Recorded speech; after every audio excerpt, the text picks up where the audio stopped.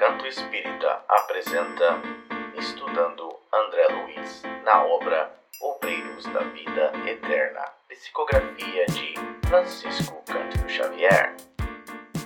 Boa noite a todos. Vamos então dar continuação aos nossos estudos do livro Obreiros da Vida Eterna, de André Luiz. E nós estamos no capítulo 12, intitulado Excursão de Adestramento, mas antes da gente começar, vamos fazer a nossa prece habitual de abertura. Então, eu convido a todos que quiserem fechar os olhos, para que possamos elevar os nossos pensamentos a Deus, nosso Pai, e a Jesus, nosso querido Mestre, agradecendo mais uma vez pela oportunidade de nos reunirmos nessa plataforma, para juntos podermos aprender um pouco mais, podermos refletir sobre esses ensinamentos que nosso querido irmão André Luiz nos deixou, e juntos podendo aprender cada vez mais, pedindo aos nossos mentores, benfeitores deste grupo, que nos auxiliem no entendimento dessas lições que nos é deixado, nos intuindo no bom entendimento, e que possamos todos participar, auxiliando uns aos outros neste estudo dessa noite. E assim pedimos a permissão para abrirmos mais este estudo, e que assim seja, Senhor. Assim seja. Isso.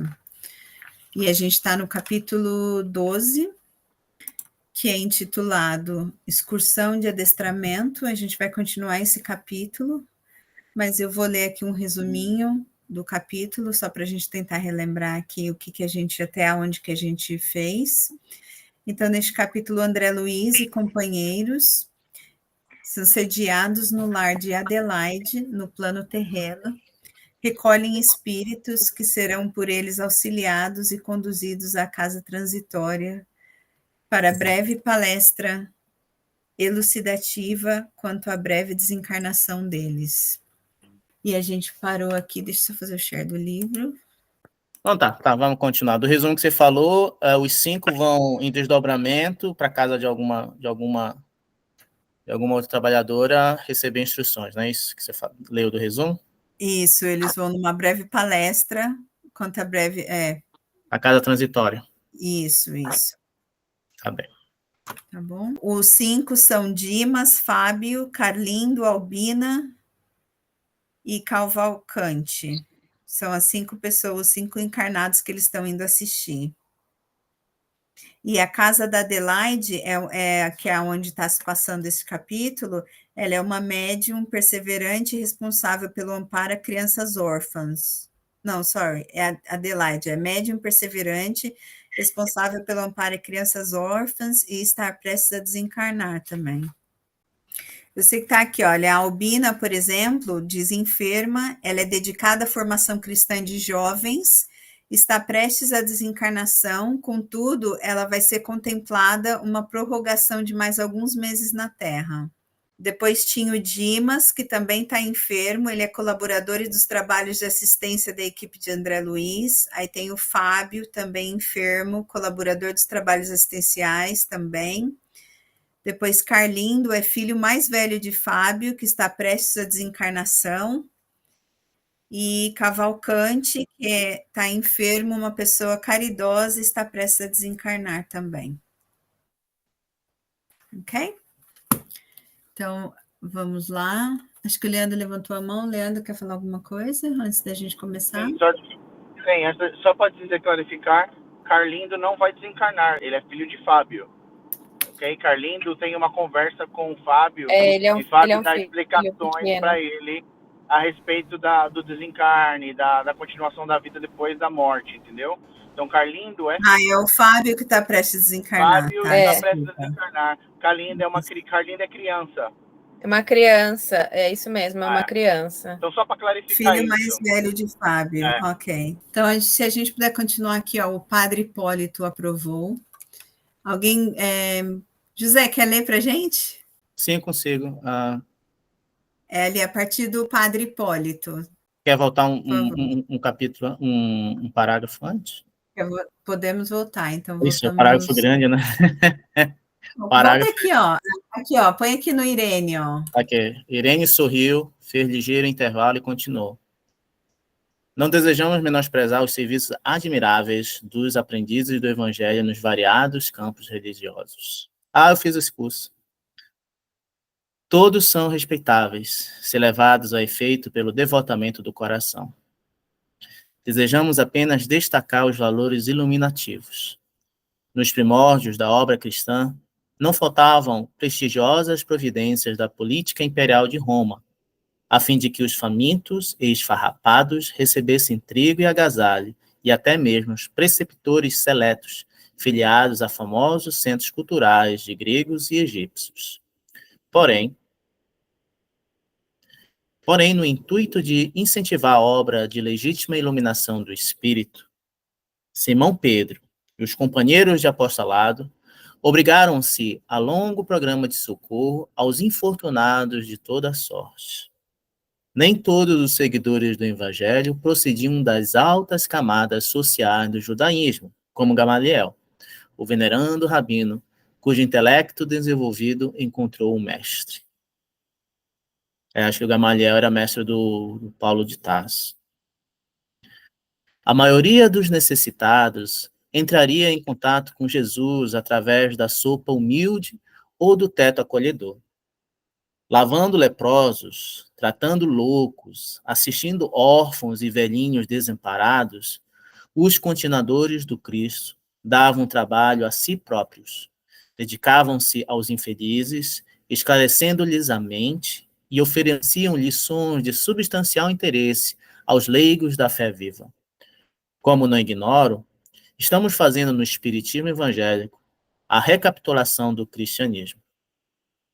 O padre Hipólito aprovou, benévolo. Sim, inegavelmente. Precisamos estimular a formação de serviços que libertem o raciocínio para voos mais altos. Amém. Dentro de nosso esforço, prosseguiu Irene com lhaneza, o imperativo primordial consiste na iluminação do espírito humano com vistas à eternidade. Urge, no entanto, compreender que, para a obtenção do desiderato, é imprescindível fazer alguma coisa. Onde todos analisam, admiram ou discutem, não se levantam obras úteis para atestar a superioridade das ideias. Por isso, nossos mentores da vida divina apreciam o servo pela dedicação que manifeste a responsabilidade. O necessitado, o beneficiário, o crente e o investigador virão sempre aos nossos centros de organização da doutrina.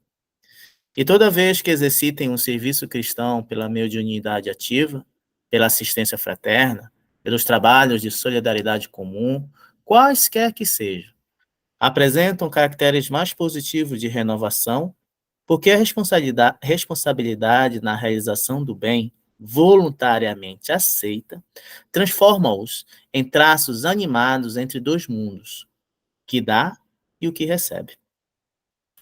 É interessante essa parte, né, José? Porque aqui está nos lembrando aqui a necessidade da ação, né? Eu achei legal quando ele fala aqui, ó, que a gente... o primordial consiste na iluminação do espírito com vistas à eternidade. Hoje, no entanto, compreender que para obtenção, para conseguir isso, tem de se fazer alguma coisa, né? E apenas analisar, admirar ou discutir não leva a nada. O importante é as obras, é a ação, né? Então, achei essa parte aqui... E essa ação, quando é aceita com amor, porque ele coloca aqui voluntariamente aceita. Isso aqui é aceita com amor, não feita na obrigação, né? E o benefício que nos traz, né? O que dá é o que recebe. Não sei se alguém quer falar alguma coisa nesse aspecto, antes da gente continuar, mas achei, assim, uma lição boa, assim, para a gente não deixar passar. Quer continuar, Zé, por favor? Como vem, a luz divina prevalece sobre a benemerência humana, porque esta, sem aquela, pode muitas vezes degenerar em personalismo devastador, compreendendo-se, todavia, em qualquer tempo, que a fé sem obras é irmã das obras sem fé. Boa. Fé sem obras é irmã das obras sem fé. Continuou Irene sua brilhante argumentação, ensinando-nos vivais a ciência da fraternidade e do entendimento construtivo. Ouvindo-a, percebi, acima de toda preocupação individualista, que a difusão da luz espiritual na crosta terrestre não é ação milagrosa, mas edificação paciente e progressiva. As casas de benemerência social, sobre as águas pesadas do pensamento humano, funcionam como grandes navios de abastecimento à coletividade faminta de luz e necessitada de princípios renovadores. Legal, gostei dessa passagem aqui. Passei a ver o estômago dos pequeninos em plano secundário, porque era a claridade positiva do Evangelho que inundava agora a minha alma, convidando-me à contemplação feliz do futuro maior. Caíra a noite e continuávamos em companhia da estimada irmã que nos apresentava a instituição, comentando-lhe, com oportunidade e sabedoria, o salutar programa. Ué, mas eles não estão na casa transitória? Eles estão no lar da Adelaide, que diz aqui, excursão de adestramento, né? Eles estão no lar de Adelaide, que é no plano terreno, onde eles vão recolher os espíritos que serão por eles auxiliados e conduzidos à casa transitória. Então eles vão primeiro para... eles estão primeiro nesse lar, onde eles vão conduzir esses espíritos para a casa transitória para assistir aquela palestra. Entendi. Tem um pit stop aí na casa da Adelaide. Beleza. Observamos os serviços espirituais que se preparavam ante a noite próxima.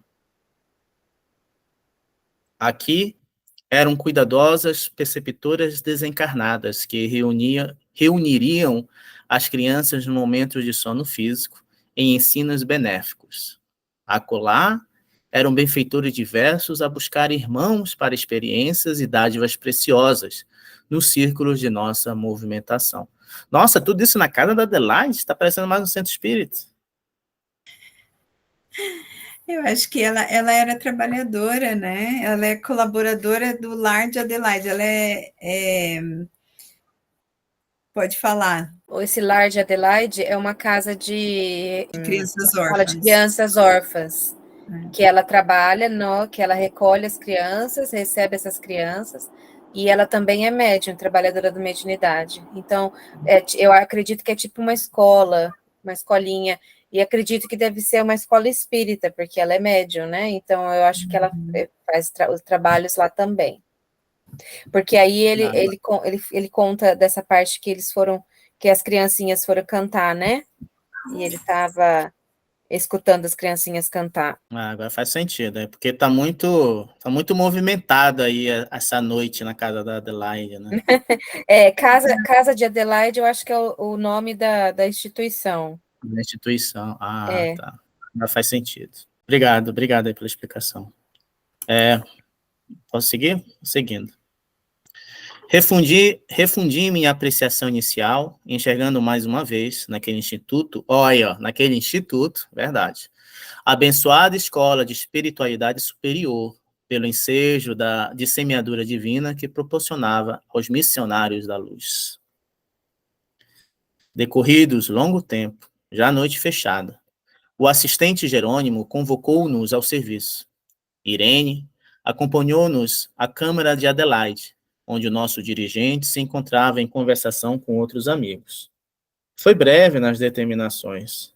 Após ouvir a nova amiguinha, que se colocava à nossa disposição para qualquer concurso fraterno, recomendou a Luciana e a Irene trouxesse a irmã Albina ao passo que o Padre Hipólito e eu deveríamos conduzir Dimas, Fábio e Cavalcante aquele compartimento, de onde seguiríamos para a casa transitória de Fabiano, em excursão de aprendizado e adestramento. Aí só tem 4, né? Aí Albina, Dimas, Fábio e Cavalcante, né? São 5. Sim. Albina é aquela que vai ter o tempo prorrogado, vai ficar mais alguns meses, né? Cavalcante é um deles. Esqueceram aí um... Dimas. É Adelaide. A Adelaide vai morrer também? Vai desencarnar. Oh, não! Agora entendi, obrigado. Ambos os grupos partimos em direção diversa. Utilizando a volitação com maestria, Hipólito interrogou-me, bem-humorado. Já participaram você de serviço igual de hoje? Confessei que não, rogando de esclarecimento. É fácil. Os que se aproximam da desencarnação, nas moléstias prolongadas, comumente se ausentam do corpo em ação quase mecânica. Os familiares terrestres, por sua vez, cansados de vigílias, tudo fazem por rodear os enfermos de silêncio e cuidado. Desse modo, não é difícil afastá-los para a tarefa de preparação. Geralmente, estão hesitantes, enfraquecidos, semi-inconscientes, mas nosso auxílio magnético resolverá o problema. Conserva-nos-emos nas extremidades, segurando-lhes as mãos e, impulsionados por nossa energia, volitarão conosco, sem maiores impedimentos. Recebi a explicação com interesse e, em breve, penetrávamos a modesta residência de Dimas, aliviado por injeção repousante. Não encontramos dificuldade para subtraí-lo à atenção dos parentes. Notando-nos a presença, saudou-nos a disposição fraterna e perguntou: ó, meu amigo, será hoje o fim? Como tenho suspirado pela libertação. Uau! Não, meu caro, assentou Hipólito sorrindo. É preciso tolerar mais um pouquinho. O descanso, porém, não tardará muito. Venha conosco, não temos tempo a perder. O ex-sacerdote recomendou-me tomar a dianteira e, de mãos dadas os 3, rumamos para o rio, em busca de moradia de Fábio. Não se registraram obstáculos e, em reduzidos instantes, tomamo-lo à nossa conta. O companheiro ligou-se prazeroso à pequenina caravana. Ia tomar o caminho do hospital, de modo a procurar o terceiro, quando Hipólito ponderou: não convém conduzir todos de uma vez. Cavalcante permanece em grave desequilíbrio, exigindo cooperação mais substancial. Em vista disso, buscá-lo-emos na segunda viagem. Lembrando-lhe os desvarios, não tive recurso senão concordar. De regresso à câmara de Adelaide, encontramos os demais à nossa espera. Irene e Luciana haviam trazido Albina para os trabalhos preparatórios. Sem perda de tempo, demandamos a grande casa de saúde em busca de Cavalcante. O Cavalcante deve estar no hospital, né? Hipólito adivinhara. O doente mostrava-se muito aflito. Bonifácio, ao lado dele, cooperava devotamente conosco para desprendê-lo temporariamente do corpo oprimido. O enfermo, no entanto, se deixara tomar por horríveis impressões de medo, dificultando os nossos melhores esforços. Após trabalho ingente de magnetização do vago e, em seguida, a administração de certos agentes anestesiantes, destinados a proporcionar-lhe brando sono, retiramo-lo do corpo, que permaneceu sob os cuidados de Bonifácio. Em minutos rápidos, punhamos de regresso. Com a aquiescência de Jerônimo, alguns amigos dos enfermos acompanhando-nos à casa transitória. Oh, que legal! Dos 5 doentes, Adelaide e Fábio eram os únicos que revelavam consciência mais nítida da situação. Os demais titubeavam, enfraquecidos, baldos de noção clara do que ocorria. Então Adelaide, então tá todo mundo doente aí, né? Adelaide e Fábio também estão doentes. O assistente, organizou a corrente magnética, tomando posição guiadora. Cada irmão encarnado localizava-se entre dois de nós outros, almas libertas do plano físico, mas experimentadas no campo espiritual. De mãos entrelaçadas, para permutar energias em assistência mútua, utilizamos intensivamente a volitação, ganhando alturas. Adelaide e Fábio, algo habituados ao desdobramento, assumiram discreta atitude de observação e silêncio. Os outros, porém, comentavam o acontecimento em altos brados. Oh, grande Deus! Exclamava Albina, rememorando passagens bíblicas. E seremos nós no glorioso carro de Elias? O Elias ele foi arrebatado, segundo a Bíblia. Né? Dá-me forças, ó Pai de misericórdia, expressava-se Cavalcante de alma opressa. Falta-me a confissão geral. Ainda não recebi o viático. Oh, não me deixes enfrentar os vossos juízos com a consciência mergulhada no mal. Suas rogativas sensibilizavam-nos os corações. Dimas, por sua vez, balbuciava exclamações ininteligíveis, entre assombrado e inquieto. Atravessada a região estratosférica, a ionosfera surgia-nos à vista, apresentando enorme diferença por causa do afluxo intenso de raios cósmicos em combinação com as emanações lunares. Espantado, Timas perguntou em voz alta: que rio é esse? Ah, tenho medo. Não posso atravessá-lo, não posso.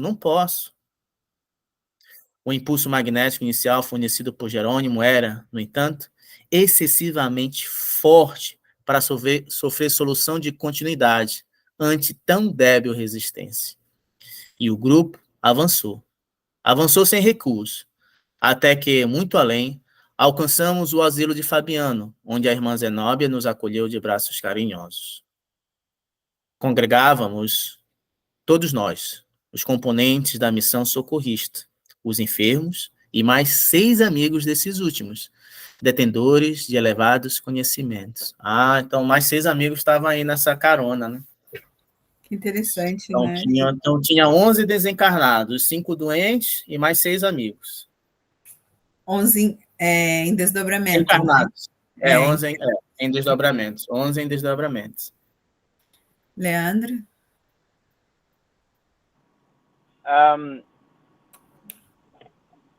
Bom, dos 11, 5 estão encarnados ainda, né? Como a gente falou. Os outros 6... 11, então, não eram os 6 amigos encarnados também? Eu entendi que eles estavam se desdobrando.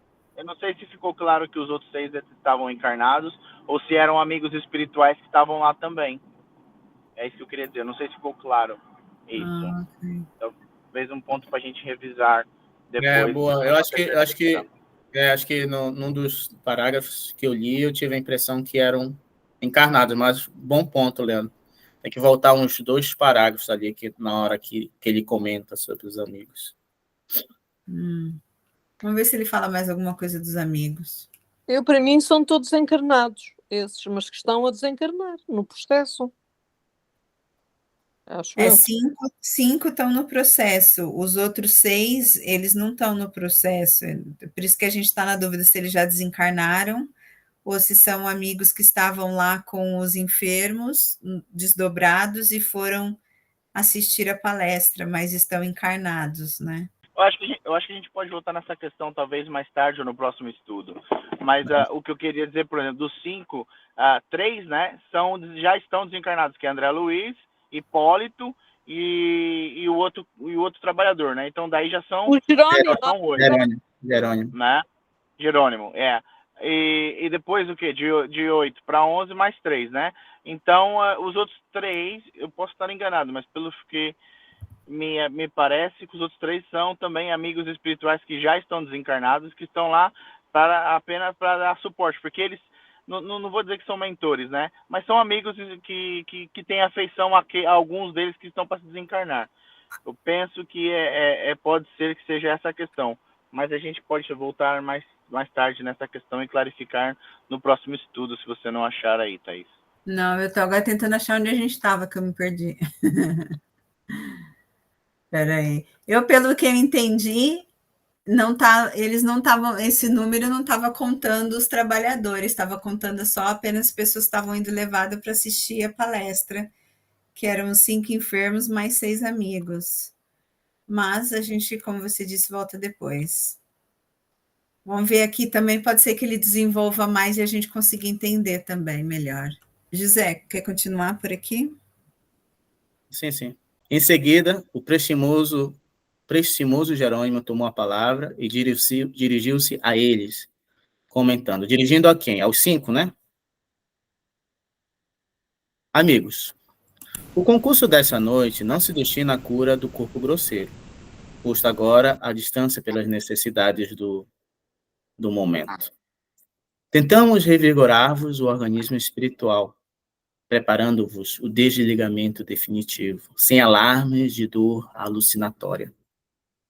Devo confessar-vos que, retomando o vaso físico, experimentareis natural piora de vossas sensações, agravando-se-vos a tortura, porque os remédios para a alma na presente situação intensificam os males da carne.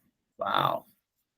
Certificai-vos, portanto, de que as providências desta hora constituem ajuda efetiva à libertação.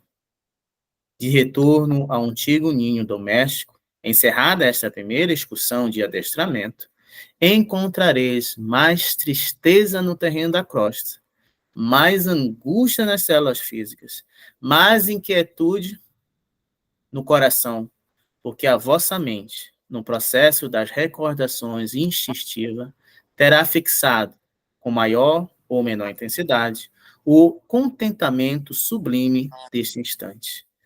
Preparai-vos, pois, para vir até nós, solucionai os derradeiros problemas terrestres e confiai na proteção divina. Nossa, gelou o estômago aqui. Isto aqui é uma lição, não é? Para nós.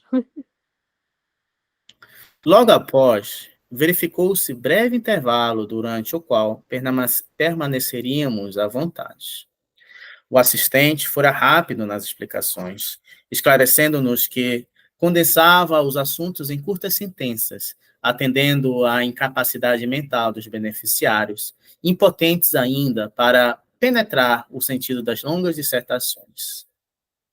Com efeito, os companheiros recebiam parcialmente o alentador aviso. Eram atingidos pelo socorro magnético positivo, mas as ideias que faziam do acontecimento eram muito diversas entre si. Cavalcante, com a expressão ingênua do menino, chamou-me, em particular, indagando se estávamos no paraíso. Sentia-se aliviado, feliz. Alegria enorme banhava-lhe o coração e, contente, reconfortado, acentuava. Não será que o céu? Não consegui fazer ele sentir o contrário. Albina lembrava cenas bíblicas em suas interpretações literárias do texto sagrado. Depois de observar o nevoeiro exterior, circunspecta, perguntou a Luciana se aquela era a casa do Senhor, mencionada no capítulo 8º do primeiro livro dos Reis, em vista da nuvem de matéria densa que cercava a paisagem. Dentre os espiritistas, Adelaide e Fábio entregavam-se à reserva feliz da oração. Mas Dimas, embriagado de felicidade pelo provisório alívio, abeirou-se, curioso, do padre Hipólito e inquiriu se a zona representava alguma dependência ventuosa de Marte. O ex-sacerdote expulsou largo sorriso e respondeu complacente. Não, meu amigo, isso aqui ainda é a Terra mesmo. Estamos muito longe dos outros planetas. Uai, mas que pergunta... nada a ver, né? Aqui é Marte? É que os 3 eram espíritas, são espíritas, né? E como o Dimas estava muito confuso, comparando com os outros 2 que já estavam com uma consciência mais clara ali na hora, ele achou que ele já estava em outros planetas, sabe? Mas é por causa do estado mental dele, ele ainda estava muito confuso. Ah, tá. Eu achava que era só a Adelaide e o Fábio que eram espíritas. Não, os três eram, Ah, só que Adelaide e Fábio, eles estão com uma tá. consciência mais lúcida, o Dimas está muito confuso. Entendi. Mas é interessante ver como é que no mesmo lugar, o mesmo cenário, a mesma palestra, os 5 estão vendo de maneira diferente, né? De acordo com o estado que eles se encontram. Leandro? Sim, é interessante isso, porque, como nós sabemos, e nas nossas reuniões mediúnicas, foi aquilo que você falou. Cada um percebe, né, a sua realidade, o que está ali acontecendo, de acordo com o mundo interior. Né? Tanto é que muitos evangélicos, por exemplo, né, que quando desencarnam, continuam, né, os seus espíritos continuam deitados dentro do caixão, porque o que eles esperam é que eles vão dormir, né, depois do desencarne, depois e esperar pelo julgamento final. Então, já algumas vezes nós nos deparamos com esses espíritos que nos foram trazidos na reunião mediúnica, né, para que nós pudéssemos trazer de volta a eles a realidade, né, realmente do que estava acontecendo com eles, né, de que a vida continua. E esses irmãos é a mesma coisa. E achei muito interessante ver as citações de Albina, porque Albina é evangélica, como já foi falado no capítulo anterior, né? Então, tudo que as referências dela são do que? São da Bíblia, deste ponto de vista, né? Então, é engraçado como a mesma experiência é vista de maneiras completamente diferentes, né? De acordo com o ensinamento e o conhecimento de cada um. Quer continuar, José, por favor? Obrigado, Leandro. Trocamos inteligente olhar que traduzia bom humor. Antes de nossas considerações, talvez desnecessárias, Jerônimo interveio acrescentando: o plano impressivo da mente grava as imagens dos preconceitos e dogmas religiosos com singular consistência. A transformação compulsória pelo decesso reintegrará a criatura no patrimônio de suas faculdades superiores. O trabalho, porém, não pode ser brusco, sob pena de ocasionar desastres emocionais de graves consequências. Urge considerar a necessidade da medida, isto é, da gradação. E fitando-os mais agudamente, prosseguiu. Há, contudo, observação valiosa a destacar. Como vemos, não é a rotulagem externa que socorre o crente nas supremas horas evolutivas. É justamente a sementeira do esforço próprio, no serviço da sabedoria e do amor, que frutifica no instante oportuno, através de providências intercessórias ou de compensações espontâneas da lei, que manda entregar as respostas do céu a cada um por suas obras. Todo lugar do universo, portanto, pode ser convertido em santuário de luz eterna, desde que a execução dos divinos desígnios seja a alegria de nossa própria vontade. Oh, glória a Deus. Finda a colheita de preciosos ensinamentos, começamos a regressar, terminando assim a nossa feliz excursão. Devolvendo os enfermos aos leitos de origem, verificamos as impressões diferentes de cada um. Fábio demonstrava infinito conforto no campo íntimo. Cavalcante acordou no organismo de carne, pensando em recorrer à Eucaristia pela manhã. E Dimas, ao despertar junto de nós, chamou a esposa e afirmou em voz fraca: oh, como foi maravilhoso o meu sonho de agora! Vi-me à beira de rio caudaloso e brilhante, que atravessei com auxílio de benfeitores invisíveis, chegando em seguida à grande casa, cheia de luz. Pousou a desencarnada mão na testa úmida e exclamou. Pousou a desencarnada mão na testa úmida e exclamou. Descarnada, não é desencarnada. Desencarnada. Agora estava fazendo sentido. Obrigado, Hélia. Pousou a descarnada mão na testa úmida e exclamou. Ah, como desejaria lembrar-me de tudo, Tenho a impressão de que visitei um mundo feliz, recebendo ensinamentos de grande significação, mas a cabeça falha. A companheira tranquilizou-o, exortando-o a dormir. Realizara-se a primeira excursão de adestramento com os amigos que, dentro em breve, viriam ter conosco. Congregados de novo na abençoada instituição de Adelaide, deliberou Jerônimo o nosso retorno à casa transitória de Fabiano, para descansar e servir em outros setores, toda vez que a oportunidade de trabalho útil nos bafejassem com sua bênção. Ah, legal, gente. Vamos comentar, então, esse capítulo, em vez de começar um outro? Eu achei muito bom essa parte aqui. Todo lugar do universo, portanto, pode ser convertido em santuário de luz eterna, desde que a execução dos divinos desígnios seja uma alegria de nossa própria vontade. Isso aqui me fez pensar no fato do céu e inferno, né? Quando a gente, às vezes, coloca o céu num lugar, tem um lugar que existe um lugar que é o céu e que a gente vai para lá, né? Ou que existe um lugar que é o inferno, um físico, um lugar certo e que a gente vai para lá. Mas aqui ele fala, né? Todo o lugar do universo pode ser convertido em santuário de luz.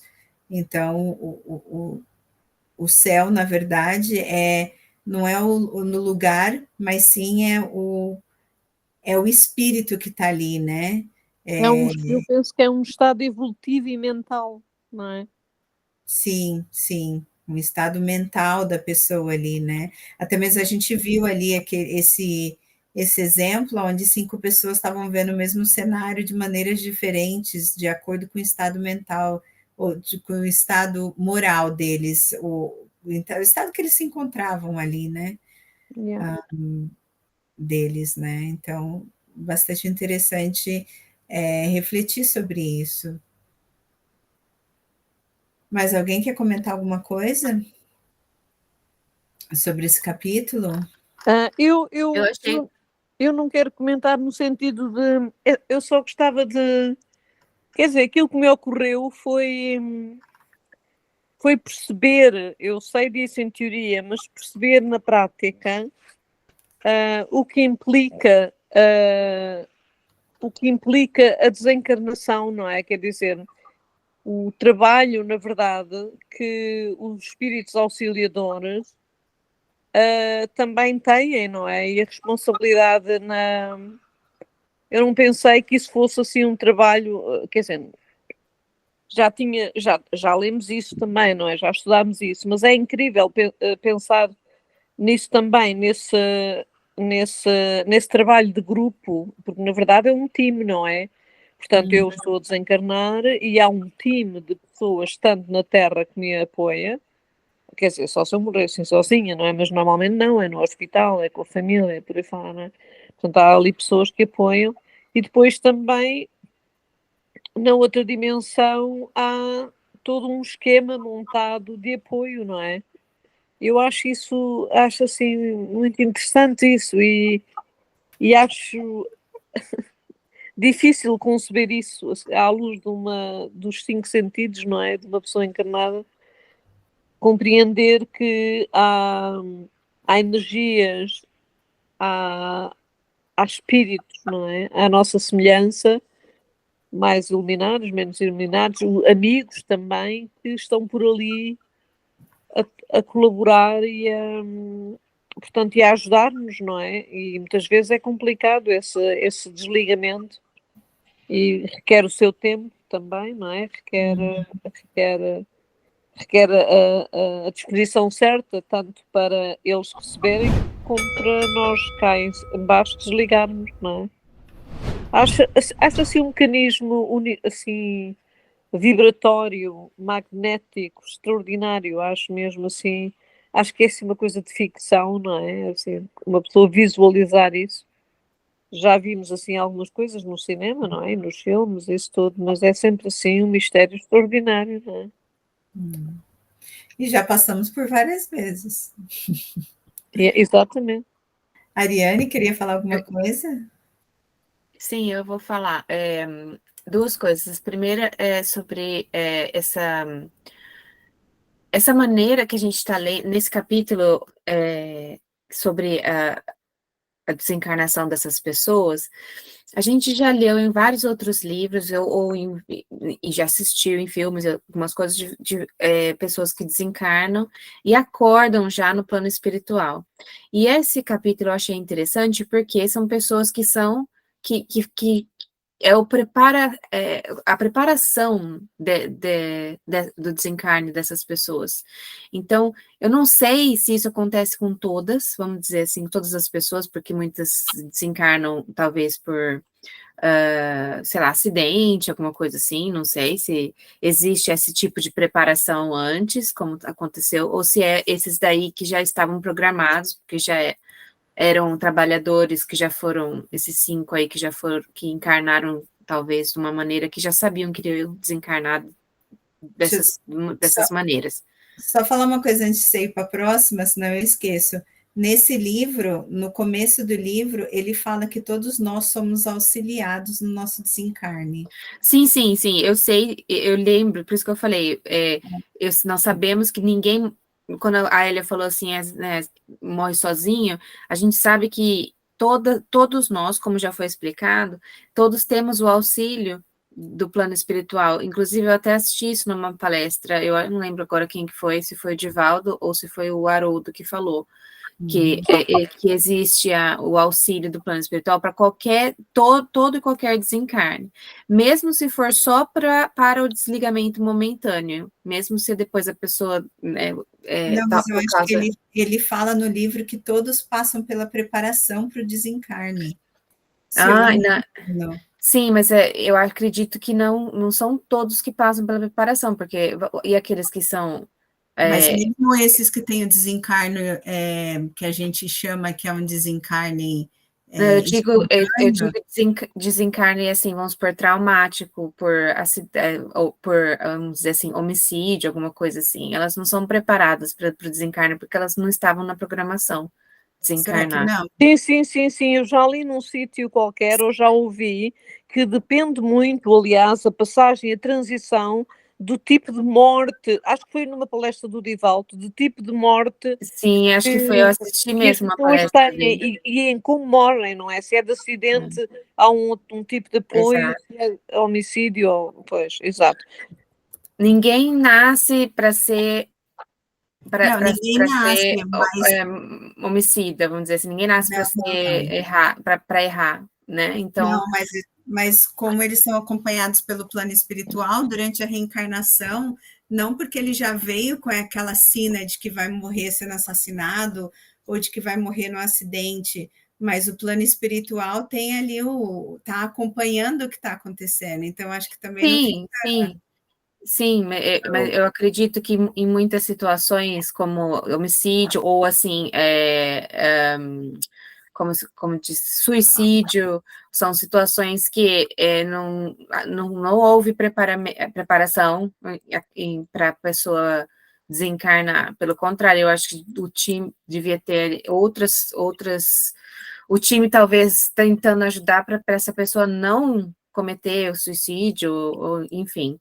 Mas eu achei interessante todo esse processo que está acontecendo aí, da preparação para o desencarne, porque muitas coisas me vêm na cabeça com relação à minha profissão de enfermagem, eu não sei se vocês já escutaram, cada país tem uma maneira de falar,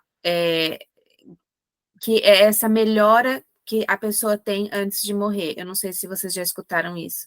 Acho que no Brasil se chama melhora da morte. Na Itália também eles falam sobre isso, a melhora da morte. Aqui eles usam um termo que eu não lembro exatamente como é que chama, que é essa... logo que a pessoa está para desencarnar, ou alguns dias antes do desencarne, a pessoa tem uma melhora. E muitas vezes é o próprio plano espiritual que faz essa melhora para a família dar uma relaxada ao redor porque às vezes eles estão muito em cima, em muito desespero, ou muita oração, pedindo para a pessoa ficar, e já está no plano dela desencarnar, que às vezes até o plano espiritual tem que trabalhar para dar essa melhorada, para a família dar uma relaxada, para eles respirarem um pouco, para o plano espiritual continuar o trabalho que já estava ali programado.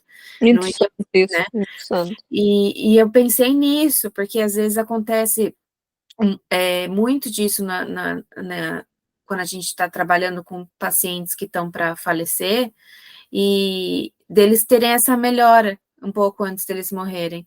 E também acontece muito dos pacientes verem, às vezes, pessoas ali, ou entes queridos, falar, minha mãe está aqui.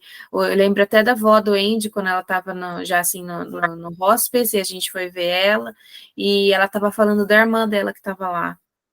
E Sim. Todo mundo que estava ali, que ninguém acredita em nada, eles, né, depois comentaram, ai, coitada, ela tá alucinando. E eu olhei para eles e falei, vocês que pensam? Assim, todo mundo achou que eu era louca, né?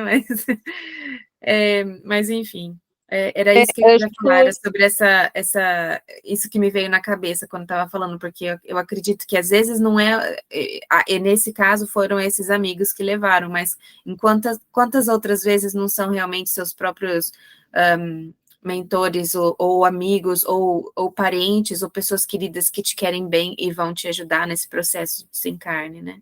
Sim, isso eu tenho a certeza, porque já não são nem 1, nem 2, nem 3 paliativo, porque eu faço palliative care no meu trabalho, e muitas vezes estou com os clientes, muitas vezes, quer dizer, aconteceu-me 3 vezes nestes anos de trabalho, não é? Em que estou sozinha com a pessoa, não é? Portanto, a morrer, não é? Basicamente.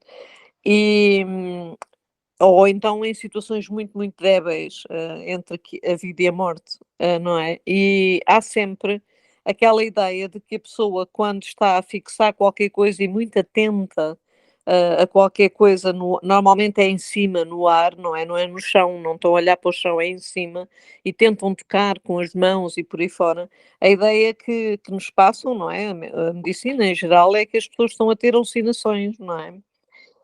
Mas por outro lado, eu tenho sabido de pessoas que já tiveram entre a vida e a morte ao longo da minha vida, falamos, e não é a primeira vez que essas pessoas me dizem que quando nós estamos em transições muito frágeis entre a vida e a morte, que nós realmente vemos as pessoas queridas, ou são espíritos amigos, ou pode ser família, ou pode ser, não sei, mas eu, por exemplo, uma colega que teve muito, muito, muito mal entre a vida e a morte, disse que quando estava a pensar que ia estar, aliás, ela já estava a pensar que estava morta, não é?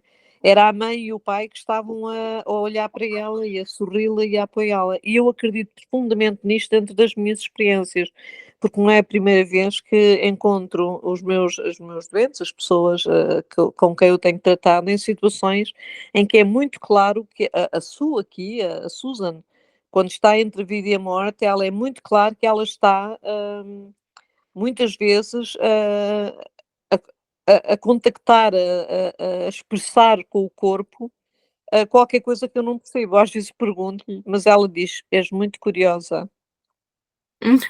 Não sejas curiosa. Ainda ontem perguntei: o que é que estás a falar com quem? Não sejas curiosa. Diz lá, não sejas curiosa. E ela não tem demência, ela tem uma disturbance de personalidade, mas não tem demência.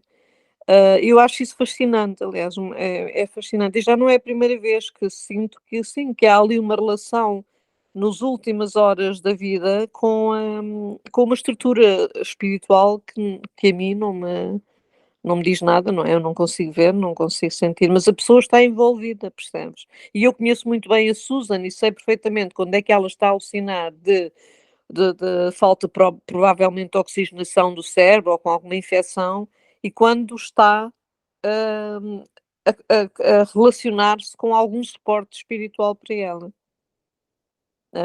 E esta senhora tem sido uma escola nesse sentido, porque ela está a momentos em que vai completamente abaixo, tipo, nós falamos à família, olha, isto estamos mesmo à espera que passe, com just in case meds e não sei o quê, e ela depois vem acima. Tem sido assim uma experiência interessante nesse sentido.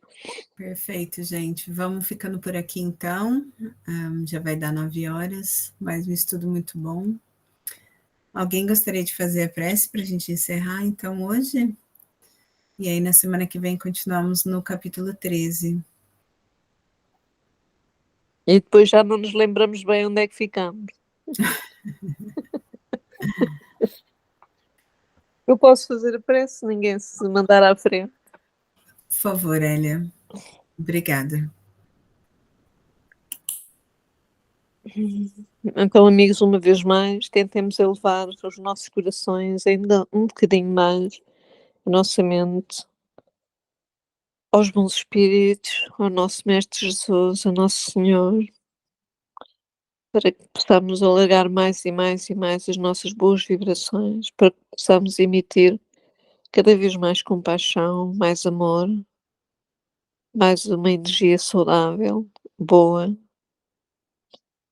para dentro das nossas células, dos nossos corpos, dos nossos ambientes, das pessoas que nos rodeiam, das pessoas que não nos rodeiam, mas que estão presentes nas nossas mentes, dos amigos que não estiveram hoje, para que esses estudos amplifiquem mais e mais a nossa benevolência, compaixão e entendimento sobre o mundo, sobre aqueles que nos rodeiam, aqueles que tocamos e que não tocamos, que fazem parte das nossas famílias nesta vida, nesta encarnação, fazem parte dos nossos locais de trabalho, para que todos eles sejam abençoados com a